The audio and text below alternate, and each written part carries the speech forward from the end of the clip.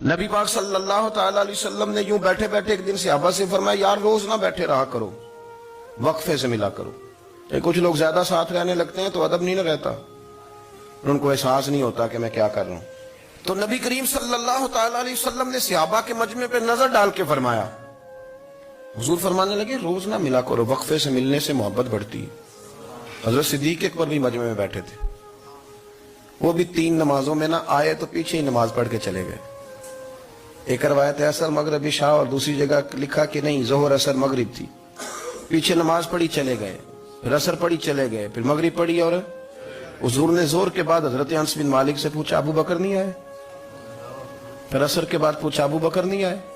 پھر مغرب کے بعد پوچھا ابو بکر نہیں آئے؟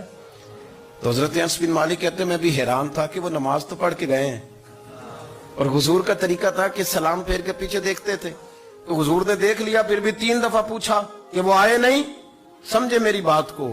حضور فرما رہے ہیں نماز پڑھنے تو ساری دنیا ہی آتی ہے، وہ تو اسپیشل آیا کرتا تھا، وہ آیا نہیں؟ آئے نہیں جناب صدیق اکبر؟ تو حضرت انس کہتے میں نے جا کے دروازے پہ دستک کی، حضرت انس قریب رہتے تھے نا حضور کے، تو نبی پاک کے لاڈلے تھے، تو پھر لوگ بھی ان کا لاڈ دیکھتے تھے کہ یہ حضور کا قریبی ہے۔ وہ کہتے میں نے دروازے پہ دستک دی تو حضرت ابو بکر صدیق فرمانے لگے کیسے آئے ہو؟ میں نے کہا یار آپ چنگے سیانے بندے، حضور نے 3 دفعہ پوچھا ہے،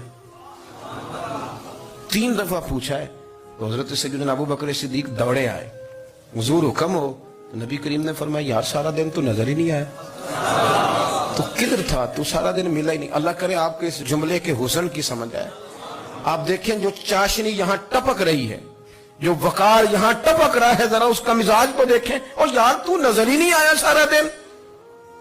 تو حضرت صدیق اکبر کہتے ہیں کوئی بات بھی نہیں تھی پر میں رو پڑا، میں نے کہا حضور آپ نے تو فرمایا تھا کہ ذرا وقفے سے ملا کرو، محبت بڑھتی ہے۔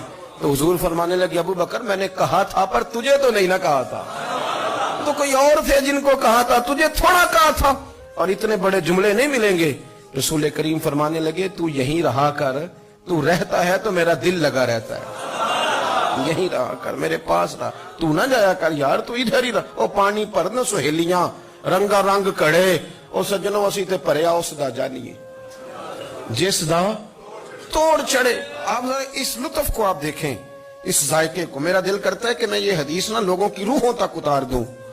حضور فرماتے ہیں میں نے جس کے سامنے دین پیش کیا اس نے دلیل مانگی، وہ بھی کوئی اپنا ہے جو اپنوں سے دلیلیں مانگے، وضاحتیں مانگے، یہ کیسے تھا تو وہ کیسے تھا، تو یہ چیز کدھر سے آئی تو وہ کدھر گئی۔ آپ اپنوں سے دلیلیں مانگ رہے ہیں، آپ اپنوں سے اپنوں کو کٹوروں میں کھڑا کیا۔ حضور یہ نہیں فرماتے کہ دلیل تھی کوئی نہیں، فرمایا جس نے مانگی میں نے دی دلیل، اور لوگ دلیل دیکھ کے مسلمان ہوئے۔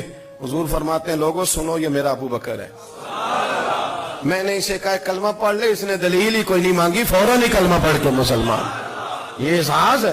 یہاں تو تھک گئے لوگ اپنوں کو دلیلیں دیتے، وہ جی ویسے کیسے تھا، تو ایک بندہ یہ کہہ رہا تھا تو دوسرا کہنے دے جو دنیا کہتی ہے، تو اپنی بات کر، تو بتا تو کیا کہتا ہے، اپنی رائے بیان کر، تیرا نظریہ کیا ہے، تیرا ذوق کیا ہے، تو چھوڑ لوگ کیا کہتے ہیں، اپنی بات کر۔